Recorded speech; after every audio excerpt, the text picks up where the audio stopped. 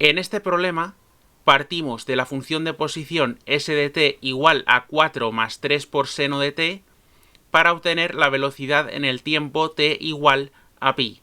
Suponemos unidades de metros y segundos. La función velocidad será derivada de la función posición, es decir, v de t es igual a s' de t,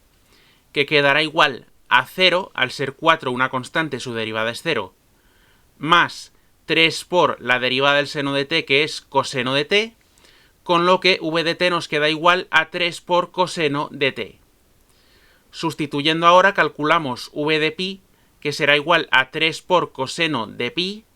que es igual a 3 por menos 1, lo que nos da un resultado de menos 3 metros por segundo.